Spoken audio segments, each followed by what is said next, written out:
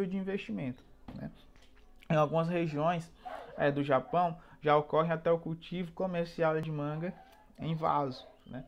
Então também no sistema indoor, no sistema fechado. Então eles conseguem produzir. É claro que uma planta dessa ela vai produzir 30, 40% menos do que uma planta no solo, tá? Um porte maior.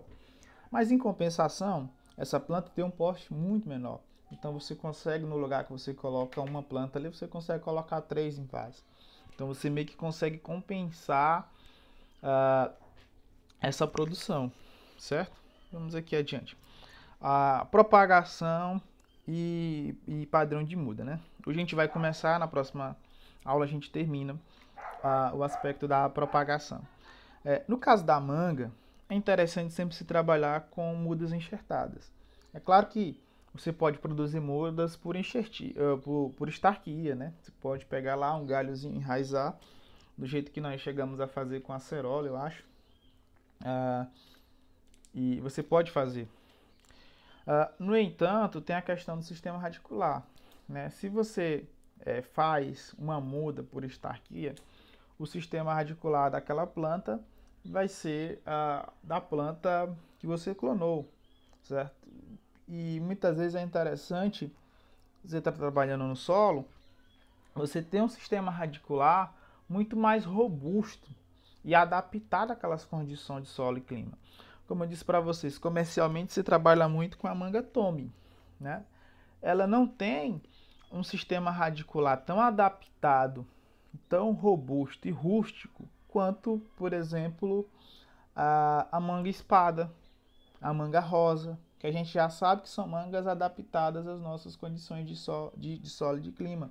Por quê? Porque elas ocorrem com muita facilidade, produzem até com muita facilidade nos nossos quintais. Então é interessante você ter um sistema radicular dessa planta, no caso uma manga espada, certo? Com uma copa de uma planta comercial, que é a manga Tommy, certo? Ou outras aí, certo? Então para isso você vai ter que trabalhar com enxertia. Então já adiantei para vocês aí no que diz respeito à seleção do porta-enxerto, que tem que ser o que? Preferencialmente ou essencialmente, na verdade, né? Essencialmente, né? Uma planta robusta, adaptada às condições de solo e de clima daquela região e que tem um porte menor. Né? É claro que a manga de fiapo talvez seja a manga mais robusta e adaptada às nossas condições, mas o porte dela é muito elevado. Então ela pode transmitir essa característica, certo? Lá no pomar. E aí vai dificultar algumas práticas, né? No caso da manga, se faz algumas práticas com aplicações de fungicidas, de indutores florais, enfim. Se você tem uma copa muito alta, muito grande, muito fechada, inviabiliza essa prática, certo? Como a de colheita.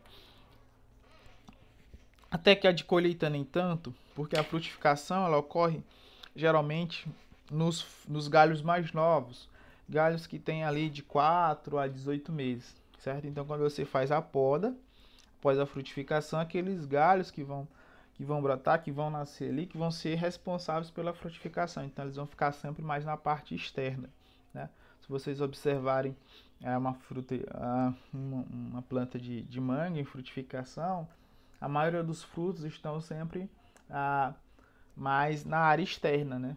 Você não vê frutos dentro da copa, né? Que são galhos mais velhos, eles não frutificam. Enfim, vamos voltando aqui para a seleção.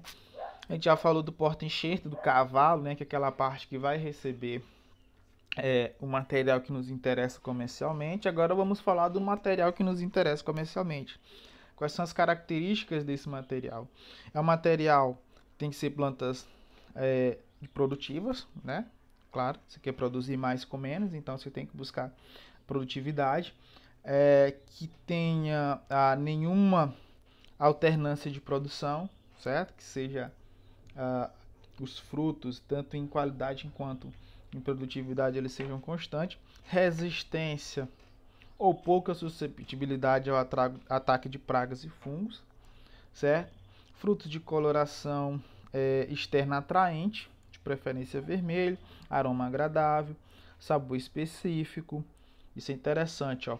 polpa não fibrosa e de boa consistência, tolerante ao manuseio e ao transporte para distâncias significativas, certo? Semente pequena, tem que ter a semente pequena e o peso em torno de 10% do total do fruto, certo?